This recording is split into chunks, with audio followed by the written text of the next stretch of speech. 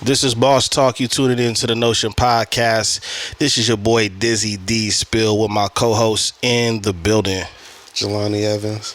So what's up, brother? How you feeling, man? I asked you when you first came in here, but the people need to know. I'm cool. I'm cool. How you feeling? Yo, I could be cooler. This weather is disrespectful, but no complaints worth talking about. You know, it's crazy because I didn't even know it was this hot until I had to leave. Came outside like, what the is this what y'all doing out here? Wow. And that's a good way to put it. Like, man, I didn't even know y'all was going through all of that until I had to deal with it and experience it, right? Nah, that's real, man. Exercise for the first time. Like, people do this on purpose? Y'all came outside on purpose? Like, what's wrong with y'all? It's hot out here. Nobody's even forcing you. But yeah, man, the weather is different. But, you know, like I said, no complaints worth talking about. You know, I know we occasionally do our Boss Talk episodes, and I know there's some conversations worth having. You know, I know we were discussing a little bit of business off mic that I'm pretty sure we can elaborate on mic, but just diving into it, some of the topics that, you know, we wanted to go over, you know, and this isn't nothing, I don't think it's anything new for us being here in California, but, you know, with certain businesses moving out of California, I thought what was interesting is some of the reasons why certain businesses were moving out of California I thought was interesting. We know Chevron is, you know, moving on to Texas. We know Tesla and SpaceX headquarters is moving, you know. No, they did. Or yeah, they did. And it was weird because didn't they move and then come back or something like that a few years ago? Or maybe a certain division just moved and maybe everything didn't move yet? Yeah, I don't know the specifics on how that was all set up. I just know that Elon Musk decided to move. Now, his reasoning was more like political reasons, right? And SpaceX out of California. Mm-hmm. Well, I'm not mad at it. Yeah. He moved both his companies because Governor Newsom signed a law that bars school districts in the state from requiring parents to be notified of a child's gender identification change. Uh-huh. So if your child decides they want to change their gender, you don't have to be notified. Yeah. Yeah, when I talked about that with a couple people, I thought that was wild. I thought it was crazy. It's really crazy when you think about the fact that, like, I don't know if you remember the viral video that went around that had, like, I guess it was drag queens at a... Yeah, I seen that. It was like a kids event, a children's event. It was at school. It wasn't. I don't think it was children. I think it was like at a school, bro. Like they had them come in as like guests to do. Yeah, I remember seeing that. I remember actually seeing the footage. I didn't know what the environment was, but I definitely remember seeing that footage. Well, just because it's like they introduced that type of stuff to children. They don't know anything about that. They have, like, I knew boy, girl, but like outside of that as a kid, I didn't know anything else to where I, like, to the point where I could, like, wait, I could change. If I want to be a girl, I could be a girl. Uh-huh. I mean, like, if you'd have told me that as a kid, I'd have been like, ew. Yeah. They got cooties. Yeah. I mean, to keep it a being, like, yeah, you had the kitty vaccination, right? Was it circle dot. Now I got the cootie shot. Yeah. So it's like for a certain age, you didn't even last week. I still religiously get those. You know what I'm saying? Like, what? But you're right. Like, you get to that age where you had the no girls allowed clubs, and you didn't. If you had a younger sibling that was your little sister, no, you can't hang out with us. We finna go do cool stuff, right? Unless you have to babysit. Yeah, unless you had to babysit. Sit over there and don't tell mom what you saw. Yeah. Here's a sucker. Shut up. Shit. But like seeing now that's even, I didn't even care Nah. when I was a kid. Like, yo, Saturday morning cartoons, cereal, my favorite PJs and toys are going outside playing video games. I didn't care nothing about any of that other stuff. And I'm gonna be honest, I think that children have a right to not care about that stuff. I mean, yeah. That's what the conversation is. Child, you should be a child. You're supposed to be a child. You're supposed to be thinking about child stuff. Yeah. Like, it was like, I don't know if I sent you that reel, but it was like, this dude was acting as a kid, and he was running. He like, ha, rainbow, yeah, colors, rainbow. And it's like, oh, that dude gay. It's like, what? It's like, yeah, rainbow mean you gay now. Yeah, that's crazy. Huh? Skittles has a rainbow. Lucky Charms got rainbows. But thing, I'm just saying though, like it's just like, as a kid, it's a rainbow. It's colors. That's exciting to you. Like seeing the water and the sunlight, and like, you see a sprinkler, you see a rainbow. Like you're like, oh my god. And then somebody says that's gay, and as a kid, you're like, wait, what? Yeah. For sure. It doesn't make sense. So you introduce a kid to that type of stuff and that type of info at a young age. Mm-hmm. You know what I'm saying? And then they say, oh, I want to be a girl. Because to them, it's like, oh, I get to be like them. It ain't really, they're not thinking about it on that deep of a scale. Exactly. So then your kid playfully decides to change your gender. Mm-hmm. And you're not notified? Yeah, I mean, as a parent, it's disrespectful, and it feels invasive into the privacy of what practices you're teaching, your children and habits and nature, right? But I think a bigger problem is the contradiction in a lot of it, because you can't buy cigarettes until you're a certain age. You can't get a license until you're a certain age. You can't get alcohol to your certain age. And I don't know if they've changed it, but I remember there was a point in time where you couldn't even get a rental car unless you were a certain age. So you have all of these things in place that considers you an adult all the way up into considering you a certain type of adult. I remember when I got out of high school, I had started working at FedEx and I was 18, and I looked into being, the delivery drivers. And at that time period, you couldn't even be a delivery driver until you had to be at least 21. You know what I'm saying? So even within the culture of companies, they didn't want you to do certain things. I don't even think you were able to open a 401k until you were at least 21 years old. So if you're sitting on a bag at 19, you just got to sit on that bag. You can't even set up your retirement. And these are things from that time period. So to go from those things where it does make sense why they have certain parameters for certain ages to like, okay, well, yeah, you know what I mean? You could do whatever you want at this age and your parents don't even have to know. To me, it sounds a little, it could come off a little predatorial in how you want to put it, because it's like, what are you enforcing? What are you encouraging? How many more things do you want the parents to be left out of the loop with? Like in the when future? that dad walked in to pick his son up from school and they had him in a dress.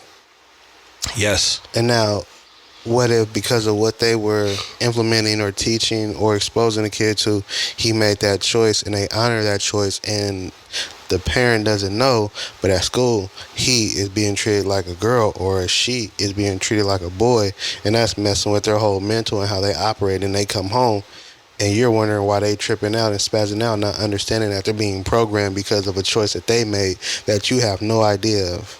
Well, yeah. I mean, it goes to the whole scenario of like, you're trying to protect a certain level of privacy, but what if that kid decides to change?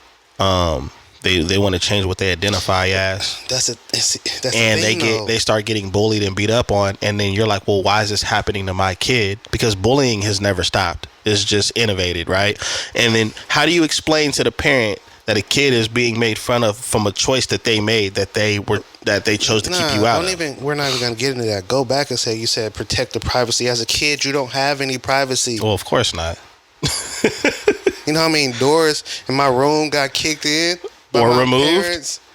Privacy as a child? Right. Nah. Yeah. So, I mean, like, as you get deeper and deeper into it, it starts to like get more and more wild. So I could understand why you would uproot and move your company. Yeah, because Well, a lot of times when people do start businesses, right, there's a certain level of morale and integrity for personally that goes into that business.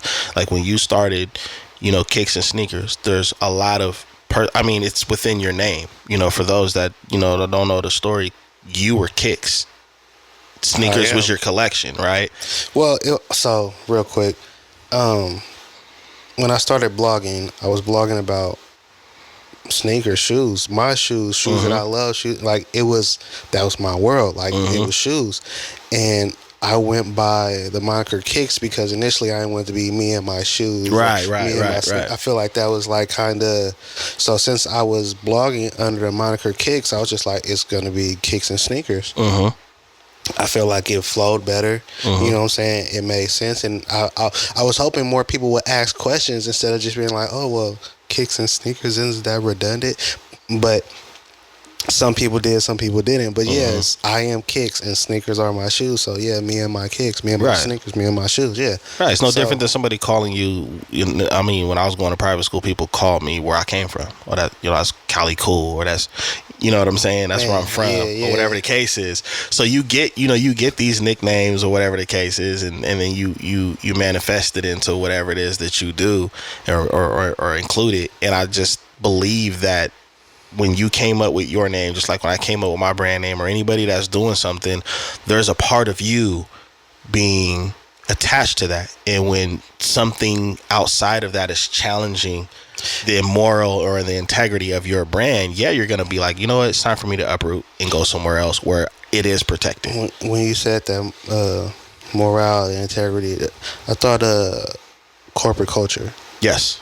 Business culture. And I know you're familiar with that because of the company that you work for. There's a certain type of culture that they have. Every business has a certain type of culture. Sometimes there's a lack of that. Yes. But when they do have one, they stand very strongly on that. Yeah. Because that is, in a sense, what helps to identify that company and make them stand out. Absolutely. So if we operate a certain way, and I hold the values and the culture of not just my company but my employees to a certain standard, and I stand on that, then when it is challenged by laws where we are operating, then I feel it's my responsibility to protect that in the best way possible in order to protect my employees.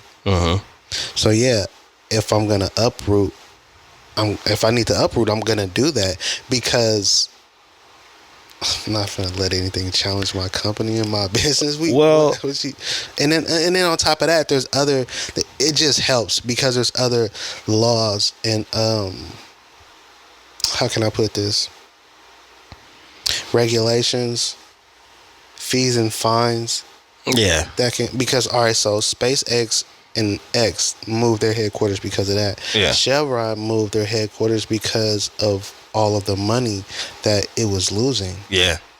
Because of certain laws and policies. Like they had an issue with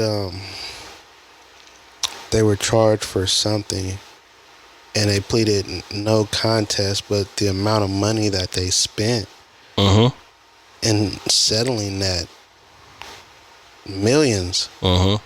Let's see if I got some type of info here. Let me see. I don't remember exactly what I. Let's see. No, not that one. No. Yeah. So here's one of them. Okay. Because they have a refinery in Richmond. Chevron does. Okay. And so it says that the refinery has been recently plagued by a series of flaring incidents, and in February, Bay Area air quality regulators announced a pair of settlements with Chevron and another East Bay refinery to meet stricter emission standards by 2026. The city of Richmond has placed a measure on the November ballot that would tax Chevron $1 for each barrel of oil processed at its refinery there over the next 50 years, if approved by voters. Proponents of the measure say it will help Richmond remedy the local effects of pollution from the refinery, the third largest in the state. The Richmond City Council said the tax could generate as much as $90 million per year for the city. Bruh, 90 million? Well, it's kind of a challenging scenario because, you know, California, especially places like the Bay Area and the LA area, have struggled with, you know, pollution, smog, you know, all of that. And one of the reasons why it's been such a big deal here is because California is an agriculture state. Not even just that, clean energy. Yeah. And so when you have that, plus that law that the governor passed, was it 2030 or 2035? They want everything to be pretty much electric as far as cars, and you'll be paying like a hefty fee just to have a gas powered. I thought it was next year. I was going to be on the bike. It's already people converting to bikes. Looking at 15 speeds and whatnot. But yeah, like I see both sides of that. Gotta leave half an hour early. I do see both sides of that, my guy. So I mean, that's a tough one. But you know, Texas is also like the old West too. I mean, you could carry a weapon. You don't really need a. Yes, you do. What? You about to say a permit? I think you need a permit to conceal. I don't think you need a permit to carry. Like I think you can open carry, but to conceal carry, you need a permit. So ain't nobody got gun licenses. They're just out there whipping out. Nah, because I think you gotta at least have a gun license. It's like that I think it's like that in AZ. You gotta have a gun license to carry. You sure? You have to. Man, look it up. Yeah, I know Texas and Arizona are very, very different with their gun laws. Ginger ale, some Lay's chips, a pack of backwoods, and a 4.5. Yes. Yeah, the black one. Yeah. You just put it all in the bag. Like out here, we can't open carry. What? A free case of ammo? Sure. Yeah. Shut up. You gotta at least have it. No, they're not. Because out here, you have to have a license to own, but you can't even open carry in California. But in order to conceal carry, you need a CCW. And I'm telling you, a lot of people go to Texas because of it's either a financial reason or it's like policies and laws. Well, yeah, if we're talking businesses, most people move out there just because it's cheaper. Yeah, for sure. I mean, the average person, they're gonna go out there like, hey, the rent is, and it's funny to me when people do leave because I don't see that much of a financial gain. I just see people moving out there so they can be a hyper consumer somewhere else. Well, it's not even just that. It's just like, well, I want to get into that, but I feel like it'll segue into something else. So let me say this first, because there's other companies that have moved to Texas from California in recent years, including Oracle, Hewlett Packard Enterprise, Charles Schwab, and Toyota Motor North America. So Texas is ranked number one for net job gains from businesses relocating to the state from 2010 to 2019, with most of those jobs coming from California. More than 25,000 businesses, excuse me, and 281,000 jobs came to Texas, compared to some 18,000 businesses and 179,000 jobs that left the state. And that's where we get into more of what we're going to talk about with the employment rate kind of fluctuating. It ain't fluctuating. Yeah, it's going up. It's not like the stock market, bro. The employment rate is going up. Yeah. I like how you try to softball. Well, the reason why I say fluctuate is because one company over here is like, yo, we're providing 120,000 jobs combined with this company, this company, and this company. But what they're not saying is like how many of the people that got laid off because that company has moved, or that company decided to cut the fat. You know what I'm saying? And that does happen. I mean, the company that I currently work for cut 40 jobs, bro. We ain't got to talk about how I got laid off right now. We could do that off mic, bro. Sheesh. This dude got a severance for $200K. It's my last episode, by the way. Surprise, catch me on the new channel. Nah, but I mean, yeah, there is a upscale to it, but like I said, there's always that other missing component of like people that are losing work. You know what I'm saying? They are losing jobs or whatever. I don't know for how long, but you know, I think the move does make sense when you see all of the changes here in California specifically, and a lot of the people here unhappy with it, whether it's, you know, residents, home ownership being challenging, to businesses having issues with certain laws, as well as laws that are affecting their moral. Yeah, they're gonna leave. You know what I'm saying? They're gonna leave. Well, because those laws and regulations are costing them money, and nobody starts a business to spend and waste money. Yeah, you actually want to use other people's money, and when you have to start using your money, then it's a problem. You know. True, but back to this unemployment rate. It's up 4.3%. And they were expecting it to stay unchanged from the 4.1%, even though that's high. Yeah. And then, like you're saying, they added jobs, but those jobs are in specific sectors like healthcare and government. You know what I'm saying? More on the state and local scales as far as government goes. But on the same breath, those are like special sector jobs where you have to have certifications and credentials to even. It's not like you could just, you know, walk in like, you know what, I heard y'all was hiring, so I want to see about being a senator. Think I might have a go at that. Yeah, like, you know. I mean, if you keep it real, it seems like that's what's been going on in politics. Somebody just decides that they want to run for something, and here you are. You're a competitor now. So I mean, bro, we had Terminator was our governor, dog. Like, anything is possible. He dealt with a lot of sticky situations, though. You know, did you see Eraser? Yeah, the movie Eraser with him and Can't believe he made it out of that.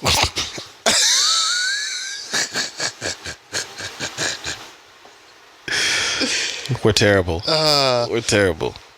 Nah, but back to what we was talking about. Gosh, you threw me all off topic. Y'all gonna throw the blame at me. It's crazy work. Unemployment rate. Yeah. People ain't got no jobs. That's rough. It's rough out here. And yeah. I was reading an article there talking about ghost jobs, where jobs post openings and make it seem like they're hiring when they're not.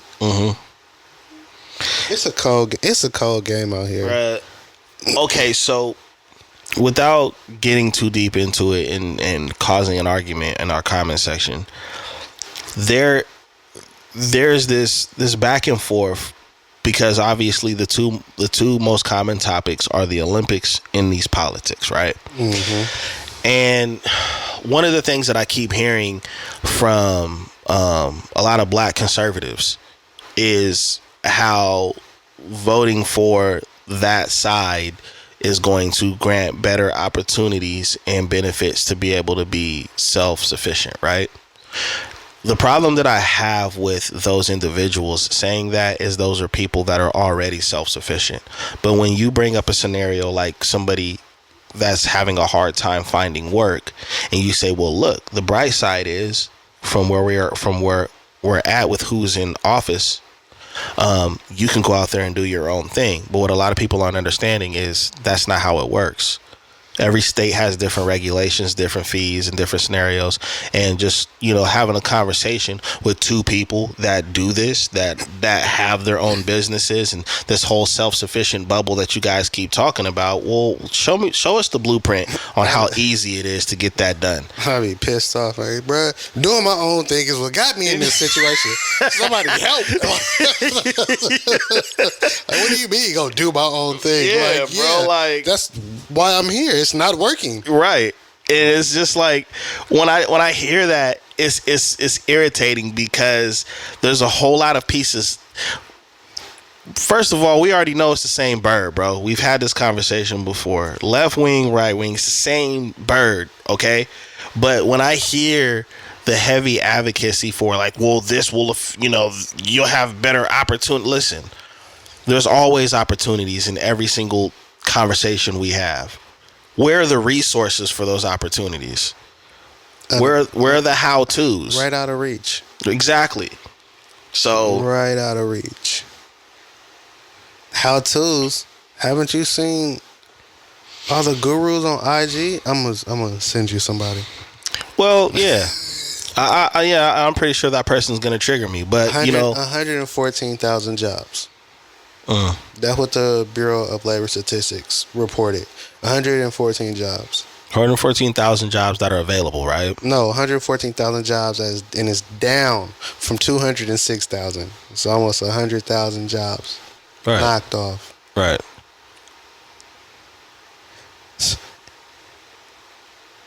I just so many thoughts just went through my head because I'm like, inflation, recession, high unemployment rates. But yeah, man, you can do your own thing. Because of the recession, companies are scaling back. Oh, hell yeah. They are, you say trimming the fat, I feel like they're starting to cut into the meat. Yeah. They are laying off. They are downsizing. They're getting rid of positions. They're like laying people off and then eliminating those positions. Yeah. That's where all the jobs are really starting to go to. Right. Inflation is extremely high. You paying the same prices to do. I mean, you paying more to do the same things now. Yeah. And that's like my mom told me her gardener went up. And I said, why? Like, usually when you go up in price, went up where? Yeah, when you go up in price as a business, right? You don't go up in price because things are expensive for you. You usually go up in price because there's traditionally there's an upgrade in service, or there's a benefit. You said traditionally. Don't nobody follow tradition no more. But go on. But I just say that because now when people raise their prices, they expect you to accept it because you're in business with them. And well, that's where negotiations come in at. Okay, well, if you're going to go up in price, I don't care who you are or what you're doing. If I do business with you and you're going up in price, you can't just tell me, hey, well, I'm going up in price because it's expensive out here. Well, my money ain't went up and it's expensive out here. So do I need to go find somebody else that's going to honor the price that we agreed on? You know what I'm saying? Well, my prices went up is because I started adding more stuff to the service. Exactly. And now people are using the excuse of, well, it's expensive out here. Well, duh. You know what I'm saying? Yeah, of course it is. And so, of course we're all feeling it when we go shopping for food or whatever the case is. But like you said, employment is down and prices are up. And what do you expect to come out of that? A lot of these corporations. The purge. I mean, it's kind of looking like that. But I just see a lot of greed catching up, because you got to think when you look at it from a pyramid standpoint, from the top of the pyramid all the way down to the bottom, and you see the price and you see the pay gaps. The people at the very bottom, at the grassroots level, that's doing all the work is paid the least. The people that manage those people are being paid well. The people that are over those people are paid extremely well. And then those people at the top, board members and everyone else, are living like kings.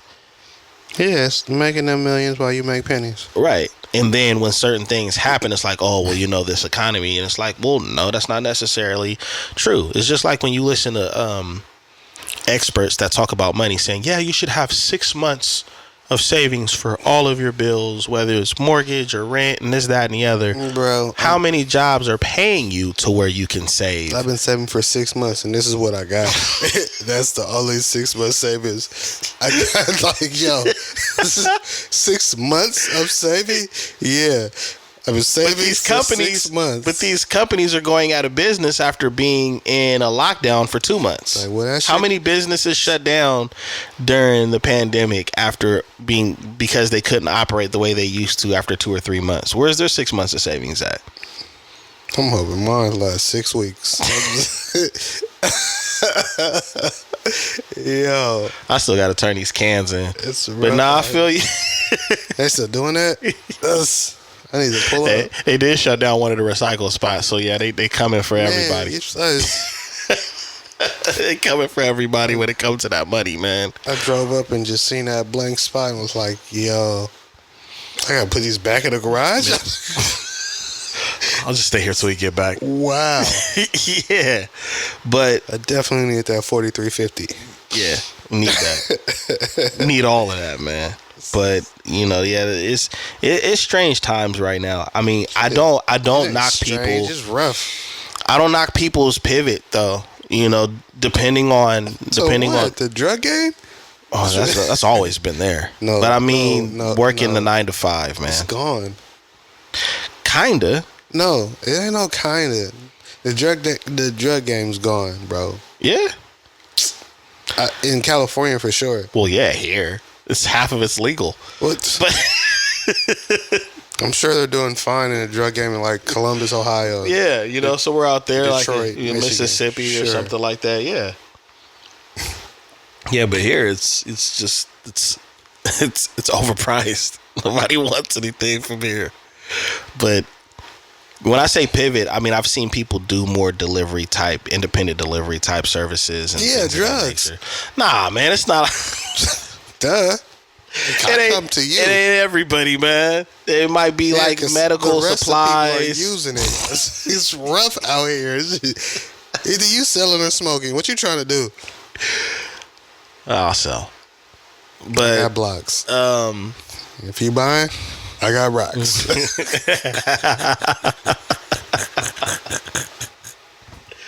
Well, but this does trigger a lot of different thoughts when I see some of the outlandish things I see online about who's broke, who's not, who should be paying for what. It's one of the most meaningless conversations when we live in times where more than half of the country don't have what they claim they have. You know what I'm saying? And these times right here could actually be beneficial if people were wise enough and more open enough to work as a community. Wasn't it you that shared an article with me and it says something like, if you have like 4,800 in assets, you're richer than like 60% of the country. It was it was a wild article, but I know exactly what you're talking about. It was like, it was something along the lines of that, and I was like, that's crazy. I was like 40. Yeah, I got that crazy. in shoes. Yeah, address me as sire. Or sultan.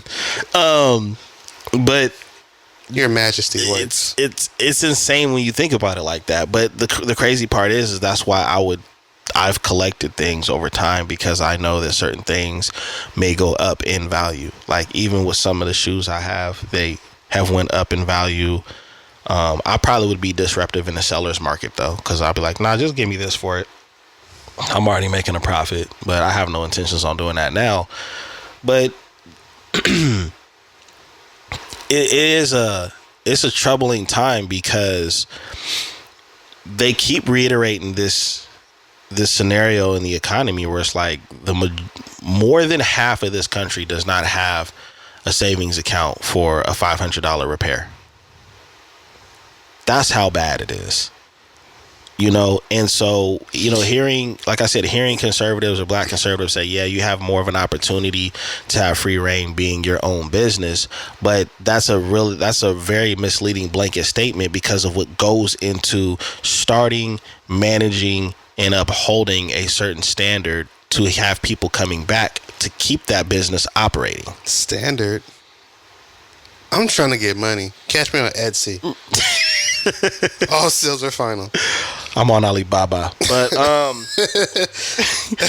but yeah, because I mean, I get what you're saying, and if you're going about it the right way, then 100% yes. But think about how many people I've just went to like Michael's, bought crafts, and the next thing you know, they're on IG like, yeah, so I did this and selling them for 20, and the next thing you know, they got like a bucket of orders going out, and like, thank you everybody, you're so nice, and now all of a sudden they have a business because they did something arts and crafty, and you know what I'm saying, their whole motherhood circle bought everything, but you know what I'm saying, like, it just sometimes it happens like that, bro. Well, a lot of us, when we start out doing something and your friends and your family, they jump in and it's like, oh man, I gotta support, I gotta grab this, whatever it is. It's usually, in our community, a lot of times it's clothes or something of that nature. And then as they try to be innovative and they try to release more things, the sales decline, and it's all of a sudden, your prices are being overanalyzed. Your services are being overanalyzed. Everything that you do is being overanalyzed as if you're not spending more or double somewhere else. And that right there is one of the most effective things with being a community. And so that's what happens to a lot of like mom and pop shops. A lot of those mom and pop shops, they gave you a lot of good quality as well as memories and things of that nature. And then what starts happening, either bigger corporations come in and do things for cheaper, or they just kind of, slowly just push you out of whatever space that you're in. And then guess what you do? When all of the mom and pop shops are gone, when all of the small businesses are gone or local businesses are gone, you have the audacity to complain about corporations. But you contributed to those corporations getting all of that stuff out of there. Moms and pops, because they give me credit. Yeah. I mean, like I said, if people want to survive what's going on right now, because I don't think people foresee like what's happening within the next 15 to 20 years. If you don't see that you got to start investing in your environment to keep it helping itself, it's gonna get real bad out here. This is a class war, bro. I mean, they keep making conversations about race because it is still there. It's still a big issue, but bro, like, it's really a class issue right now. It's really about being as rich as you can possibly be and destroying everything under that. When you look at how many companies are buying up the real estate, when you look at how many small businesses are closing down or can't even manage or stay afloat to where you're only dependent on corporations, well, that's the same thing that goes with jobs. Corporations are going to control the job market when a lot of started businesses contributed to the job market as well. And people gonna be looking at everybody. It can't be an influencer, and an influencer ain't even gonna be a thing. Because when you say it like that, when the pandemic hit, a lot of stuff shut down, and a lot of people had to find a way. Mm-hmm. A lot of people found a way and decided to stay in those lanes and operate in those spaces, and that's cool. Not knocking it. You feel me? I can't say I did it because I've been operating since 2014. So, but what happened is, due to finding a way and operating in those lanes and those spaces, like you said, it created a huge gap in the job market. And they have to figure out ways to continue to function as businesses and corporations without the same level of workforce that they used to have. Mm-hmm. And now a lot of these businesses have shifted to using a lot of robots, automated technology, those type of things, and shifting gears and focusing more on the future and eliminating a lot of the human error. Yes. Things. And they were forced to do so because they still needed to operate these companies, but they didn't have the humans for the workforce. So yeah, you're right. They have created the way things are now, where unemployment rates are so high, and it's not just because these companies are downsizing because of the costs and fees and regulations and the overhead, and it's just so much. No, they're also downsizing because they don't need this many employees anymore due to the technology and the advancements, and them knowing that these machines will be more dependable than humans. Human error, like, not showing up for work, showing up late, doing the job wrong. These are all aspects of human error. Yep. You see what I'm saying? And so, yeah, they've created this environment now where it's like those lanes and those spaces you were operating in, they're getting smaller. They're getting tighter. Mm-hmm. They're getting harder to maintain. Overhead has become more because of the inflation. Mm-hmm. It's harder to continue to produce money at the same expense because, like, I know for me, for instance, I provide a service. Mm-hmm. depending on how you operate in life, my service is either a priority or a luxury. Mm-hmm. You know, like it's a necessity for some. Right. It's a luxury for others. Mm-hmm. At the end of the day, you have to have disposable income for my service because it's not a necessity. You're not saying, am I gonna get groceries or am I finna deal with kicks and sneakers? Amen. Am I finna put gas in the car or am I finna deal with kicks and sneakers? You need kicks and sneakers to go do both. Not if I'm headed to work. Because the kicks I function in, you know what I'm saying? Like, steel toe boots. Yeah. Yeah, clean these, nigga. No, Yeah. but got a work event where we got to. I'm about to step on them in these Wolverines. But just stand on business today. Nah, but you know what I'm saying? Because like I'm in a niche market. And it's not a necessity. You know what I'm saying? When you prioritize things, in a lot of instances, that's going to be low. It ain't like, yeah, okay, just got to pay. Let me get rent. And get over to kick sneakers. And I got to get groceries. You know, gas. Like, it ain't, I'm not up that high. Yeah. I would like to be, but I'm not. I have to be realistic. And so with that being said. But you've also provided product that could be considered more of a necessity, you know, depending on the seasons. True. You know what I mean? This is true. But still, though, it's like I have noticed the drop in business because everybody doesn't have the disposable income at the same rate that they used to. Like I said earlier, because of inflation, you're spending more to do the same things, right? Mm-hmm. And then if that's the case, then your money's thinner. So that means you don't have a lot of disposable income. And then when you do, you have to prioritize things that you might need to do or things that you want to do. You know what I'm saying? To enjoy yourself. Now that, and then in that instance, you might pull up on me. Yeah. Well, I mean, to be real, like I admire your modesty when it comes to the way you would see it through the eyes of a customer when it comes to business. But I see it differently. Being a client or a customer, right? I'm gonna look at it like this, and we've discussed this already. The fact that you provide a service that can be effective depending on who the client is what makes it, you know, unique. For example, school's about to come back. There's a lot of single parents out there that may not be able to cash out on school clothes and shoes like normal because of the economy. Your service provides them an outlet to be able to say, you know what, you know, these shoes don't look that bad. I've seen this guy make old shoes look brand new again. Maybe I can stall off shopping right now till later on in the year, maybe tax time or whatever the case is, and just get this done so my kid actually looks at least decent going to school the first week of school. It's crazy you said that because I do actually have plans to run a back to school special for parents. Yeah, and that type of consideration can go a long way when you are a, you know what I'm saying, small or local or community based business. And this is why I was saying that. It's just like, for example, I provide more of a product than a service, right? But the angle and the direction that I'm coming at is I'm looking at what would be considered my competition, because I don't really have the competition mindset. I'm just in my lane.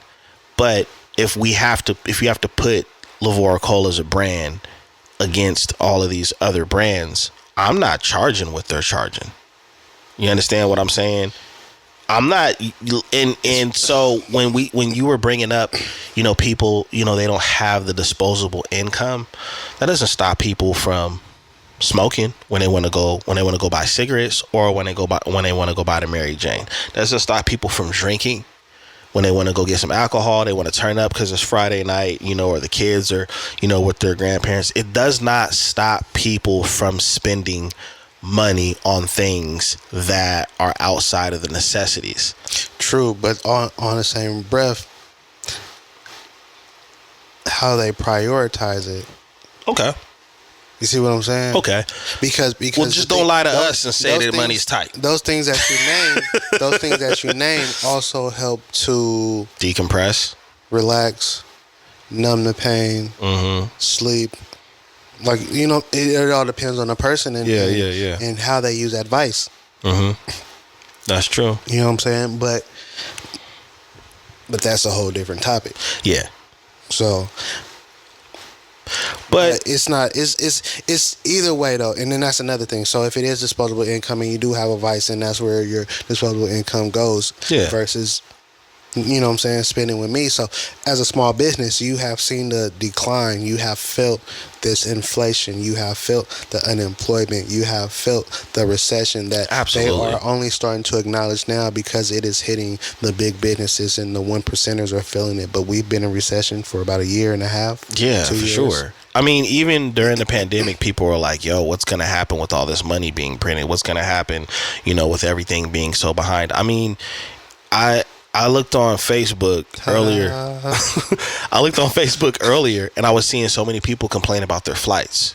One of those people being my mom, because she went out of town for, you know, pretty much a week, and she enjoyed herself, but the flights were funky. But the crazy thing is when you look at the past episode that we did involving what happened with that, you know, that, I guess, global or national outage, hacking, that spyware, that basically postponed everything for that day or those days. So what do you think happened to all of those canceled flights? What do you think that happened to all of those things that were booked and things of that nature? As far as rooms, a lot of things got canceled and pushed back, and that can take weeks to get back on track. I was saying a lot of these places are still in the midst of recovering. Yeah. Like, a lot of places that are operating right now are lucky to be back to operating to some sense of normalcy, because a lot of places that blow hit hard. Whoever hopped on the world computer Absolutely. and downloaded LimeWire, you messed up a lot of stuff. I hope the CD was worth it. Right. And I would like a copy. For real, man. Everybody knows you use Kazaa. But yeah, dude, like when you look at like how things can like snowball, and people, like I said, you do have chart analysts and people like that are like, hey man, this isn't gonna look good a year and a half from now, 2 years from now.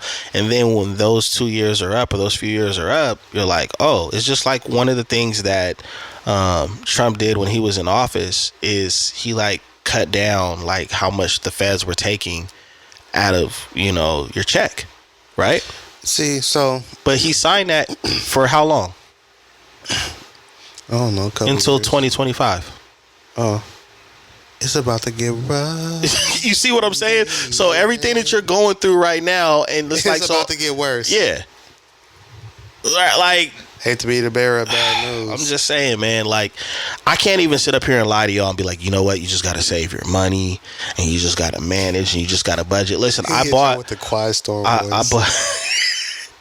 You were tuning in to another session of why in the hell am I doing this? Nah, but even me, I bought some actual books to manage my books, right? Just to go back old school and just like write down everything so I could just see some of the stupidity I might be doing at times, right? But another technical outage ain't gonna catch me slipping. Yeah, but I can't sit up here and say like that I have like a remedy or like a skill on what to do in this situation, because this is a situation that is still unique and it's still unfamiliar to most of us. You know what I'm saying? Because it's a different way than we've dealt with something that might be similar. There's different ways that we're being affected than maybe something similar that's happened in the past. Downsize, cut costs, and save. I mean, that's the best. That's the best thing to do. Downsize, cut costs, and save. Yeah, and try to grow your income as much as you can. I get that. But see, the thing about it is, like, we just talked about the unemployment rate being high. Mm-hmm. And inflation. Mm-hmm. And small business market shrinking. Mm-hmm. It's not really much of a way to grow your income per se. You know what I'm saying? I mean, there are ways to better manage your money. Mm-hmm. You know what I'm saying? If you are blessed to find a job in this economy, like, hold on to it, because it's difficult to find work. And from what I was reading, the odds of you losing your job, they're not as high as you might think. Mm-hmm. Because while there might be a lot of people out there that want to work, a lot of people are not qualified to work. Yeah.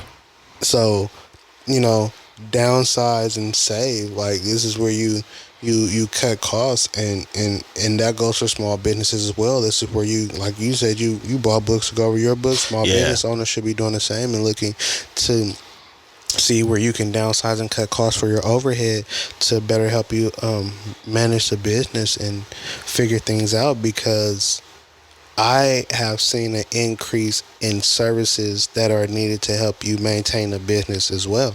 You know what I'm saying? Yeah. From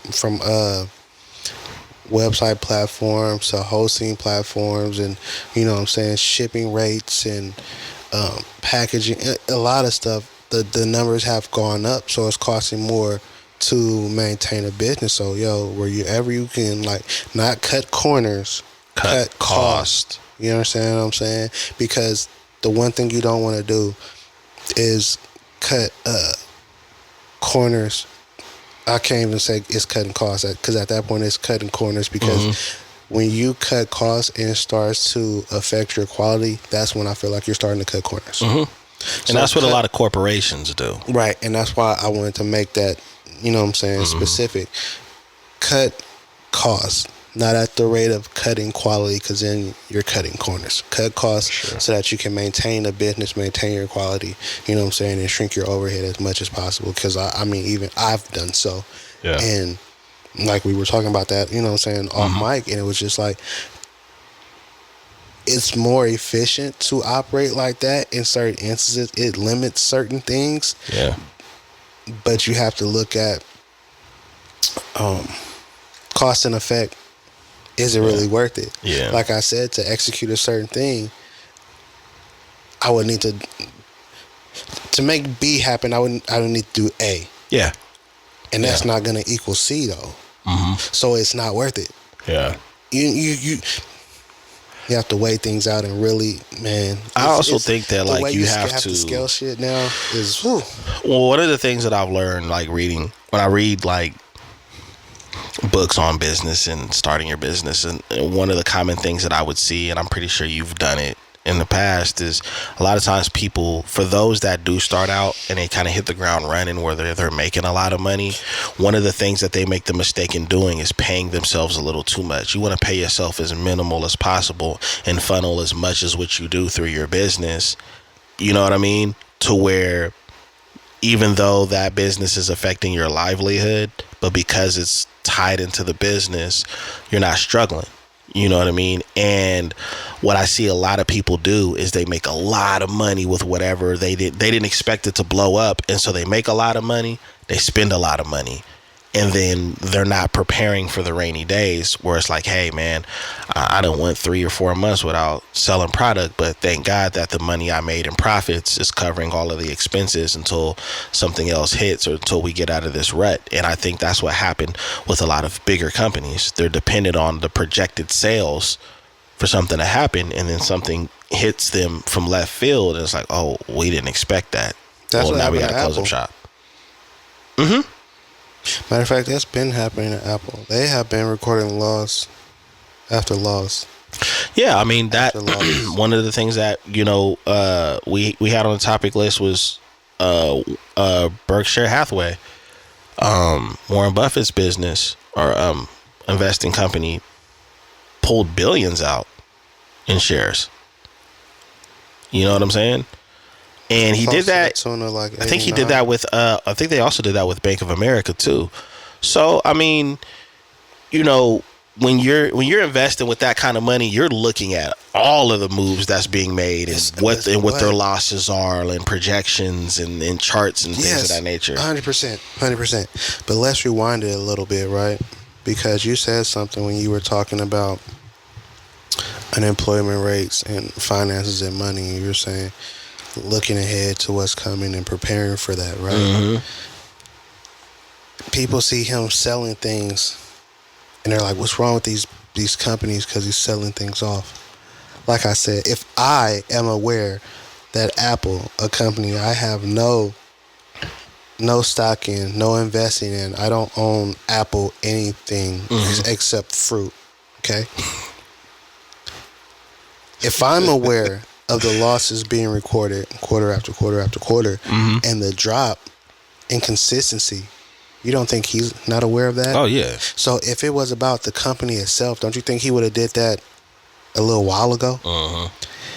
It's more about, bro, it said that he has liquidated close to 277 billion or something like that. Liquidated. Yeah. So if he's looking ahead to what's coming, if he's forecasting for how things might go and what might happen with these businesses and how he might need to be putting more away and saving more and being in preparation for what's to come, that's what people should be looking at. They're looking at the company like, why did he sell? Forget the company. Yeah. Look deeper into his reason for selling. Right. And not just with this specific company, Bank of America, and with all these other companies that he's pulling all of this money out of. And a lot of them are intertwined with each other, probably have contracts with each other. I mean, when you're in that type of tax bracket, you know, you kind of have the drop on what's going on. Oh, they fire whoop-de-whoop? Well, that's going to affect stocks. Or they're signing on a whoop-de-whoop. Like, I'll give you an example. I'll give you one example where I kind of had that fruition, and you talk about fumble the bag. So before all that GameStop Reddit stuff went down, I was going to buy into GameStop when it was only $3 a share, only because they had hired a new CEO. And a lot of times when a new CEO comes in, they try to be innovative. They try to come up with creative things that may boost up, you know, the stocks because of maybe certain purchases or certain offers or certain promotions. And I was like, oh, I'll get to it. It's only at $3. And then maybe like a couple months went by, and then boom, out of nowhere, the stock price started skyrocketing.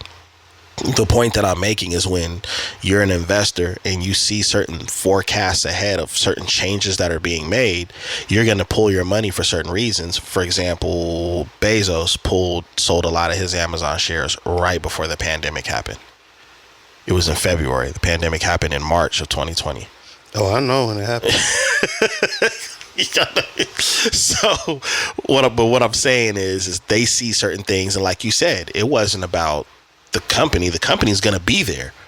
What moves are they making? Some people pull their money out and they'll take some just to buy shares at a cheaper price because they know it's going to dip. But that ain't the case. But that's not the case here. But the case here is like something is coming where it's like, okay, there's going to be some massive changes.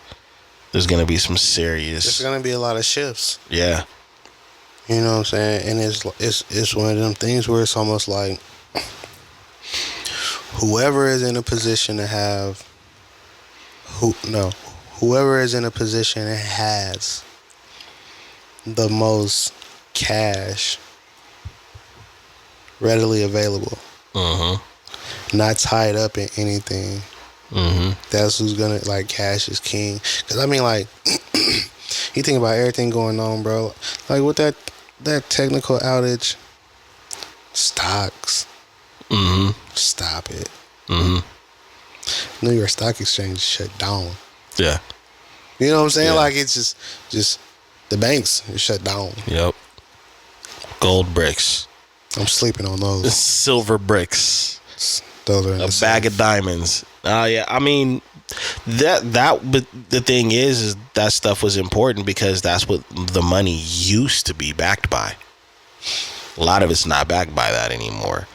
So who knows what they're trying to back it by. I mean, even crypto, you know, which is a lot of hard. It's difficult for people to understand, but even crypto is backed by something. Yeah, crypto, not crypto. No, okay. It's all good.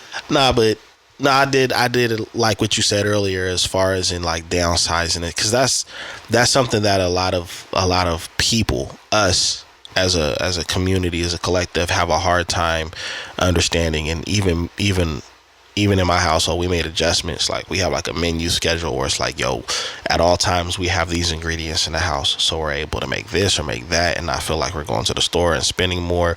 So we've made and are continuing to make those adjustments. I mean, I don't think we could downsize bread, anymore. Peanut butter and jelly and noodles.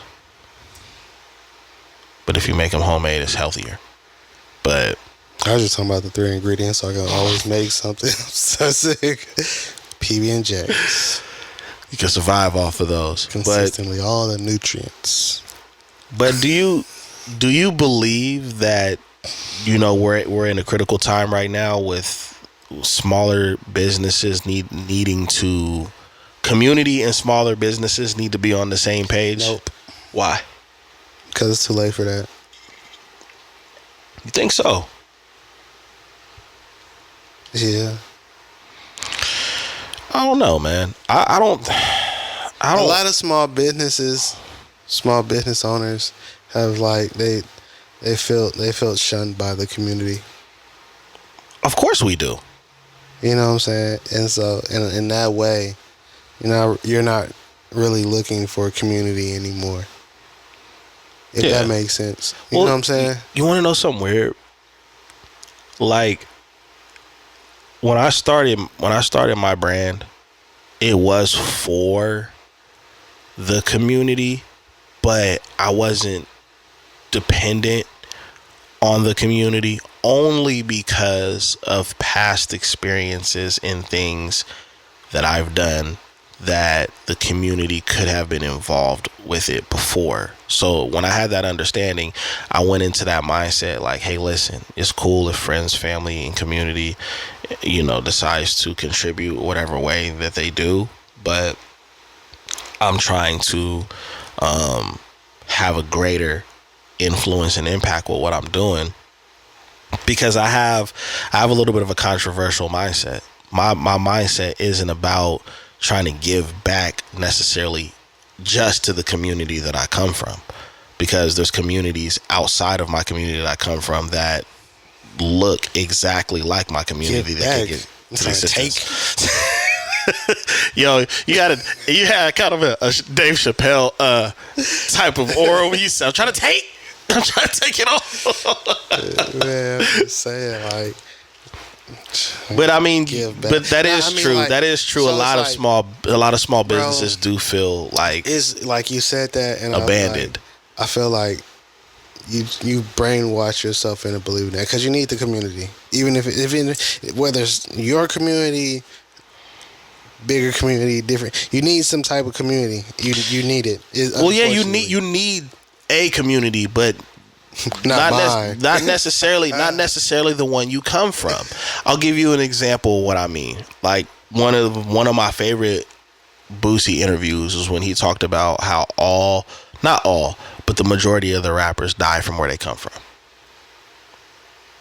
So when you think about how embarrassing that is, to make it huge, be influential, actually probably bring some kind of money or attention to your city because of your name and brand, just for that very environment to take you out, it's kind of sick. You know what I mean? So when I say like my community, as far as in where I come from, I'm talking about where I'm familiar at, where people know me at and understand my backstory and understand my intentions. A lot of times, most of the time, your support comes from strangers before it comes from the people you know, and the people you know are your biggest haters. So when I say community, I'm saying the community that you build based off of what your mission is, your mission statement is, your ideas, your beliefs. Finding like-minded people like that and attracting them to what you do, and hopefully that being the catalyst to growing and expanding your business. Because so many of us, no matter if you're a small business owner, it don't matter if you're a performer or whatever the case is, most of us know how hard it is to break through that ceiling of saying, yo, this is why you should rock with what I do. And a lot of times what happens is when somebody else rocks with what you do, then it's like, oh, I didn't realize they rocked with you the way that they did, so yeah, I guess you'll have my support. And that's when fuck your support, just give me your money. That's where it comes from when you say that's why a lot of small businesses feel the way they feel, as far as in having that bad taste in their mouth about it. We getting personnel specifically. The service I provide, bro. Mm-hmm. Now, for a collector like my caliber, my standard, 9 times out of 10, you know how to clean your shoes. Now? No. I was about to say, you know my stories. All right, so like, because you're a collector. Yeah. But you ain't fucking with me. So, but what I'm saying though is like, you know how to clean your shit, and you're not gonna come to me unless it's something that you know better than to fuck with. 1 o'clock in the morning is bad. Like you know what? These shoes is canvas, suede, and nubuck. I'm not even finna. I'm gonna go to him. I'm gonna keep it up. That's when some of them I don't even know what they are. Just bro, listen here. That's when but that's what I'm saying. That's when I'll see the collectors, right? Now my service wasn't so much made for the collectors as it was the average shoe wearer, which is a larger community, which is a broader spectrum, and that's because you'll buy shoes because you like them. Yeah. Not being aware of the materials or the upkeep or the maintenance necessary to keep them looking as good as when you first bought them. Right. And so then you do something to mess them up, you get them dirty, or you attempt to clean them and you get it wrong, and then you come to me. That's who the service is for. It's for the community, like the average community. It ain't so much for the collectors, because collectors know how to clean shoes. Collectors have been doing this for long enough. And if you're a new collector, right? If you're new to this, you know what I'm saying? If you're serious, you've learned how to clean them. You've acquired that knowledge to where it's like, unless it's really serious, that's when I'll go to him. So you're a new collector because you've been messing with shoes for a minute, but you're at a point to now where your collection is like, you got options, and you have taken the time to acquire the kits, the materials, and the necessary knowledge to be able to clean your kicks. In rare instances, you're gonna do what? You're either gonna call me or bring them straight to me. That's what I expect from collectors. Well, now I'm prepared for these kids.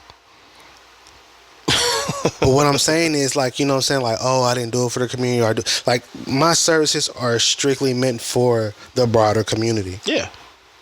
The people who enjoy shoes but aren't so familiar with how to maintain them or upkeep them. That's cool. Just bring them to me. That's what it's for. Yeah. But they don't acknowledge that. That community or just people in general? A little bit of both. Okay. And see, my perspective is, when I started with what I did, it was to have another option for things that may be similar, but maybe, it's overpriced, man. Come on, man. $80 for some sweats or $100 for a hoodie. And you want to know what's crazy? You know what I'm saying? Here, listen, I have the same quality. If not better in some instances.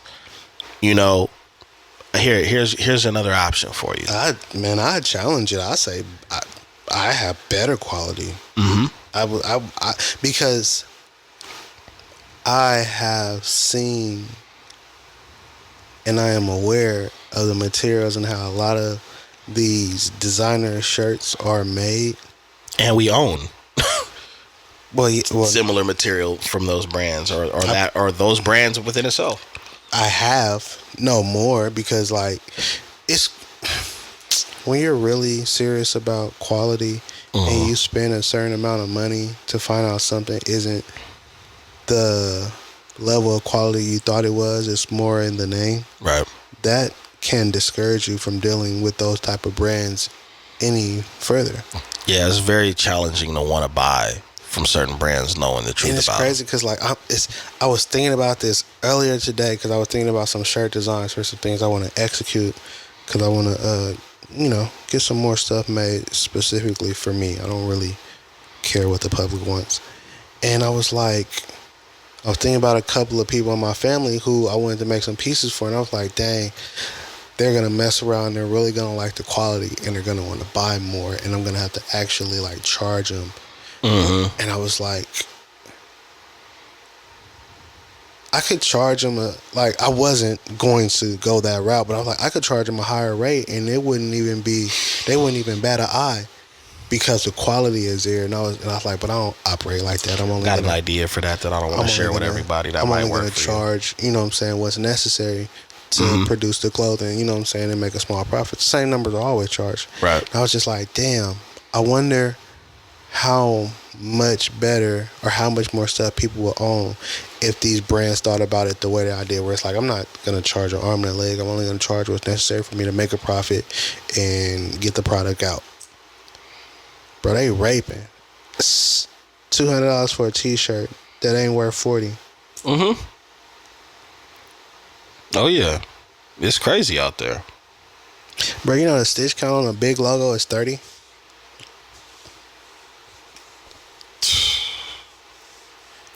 Looks like it's time to invest in your own machine.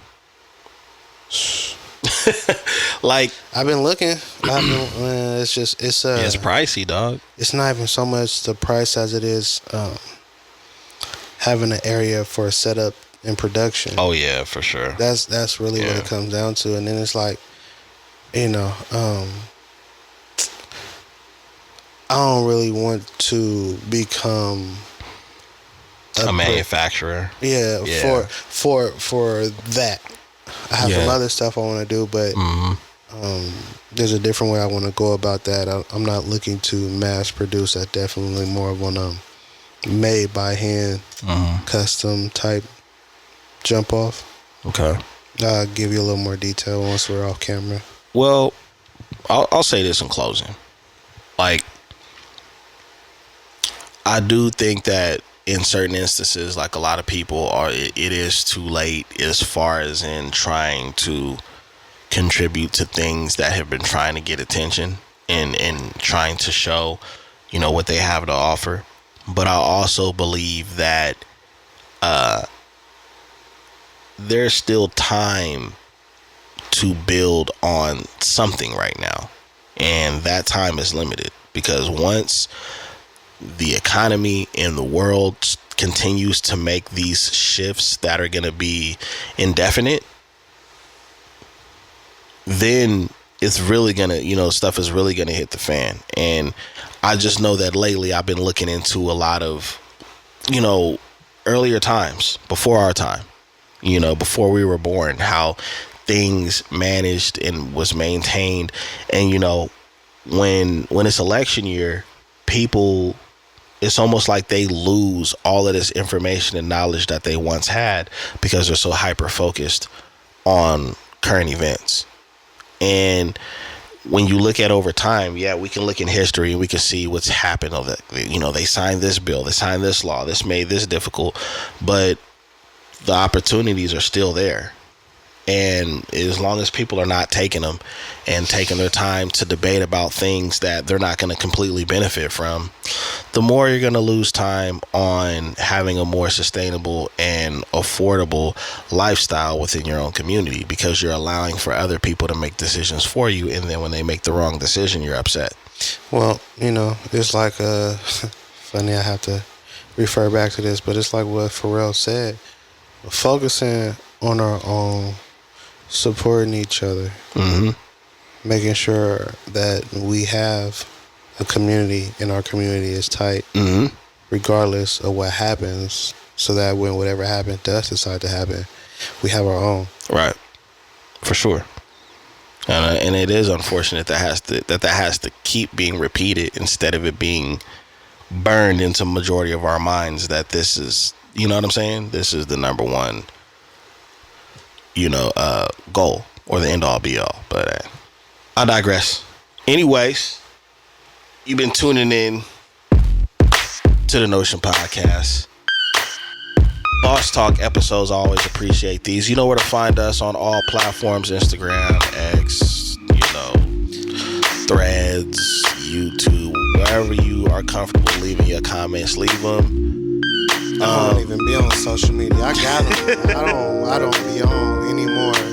That's why you gotta just come to the Notion page, and you might get a rebuttal, you might get something. But anyways, I'm your host, Dizzy D Spill, with my co-host in the building as always, Jelani Evans. You've been tuning in to the Notion Podcast. Until next time, peace.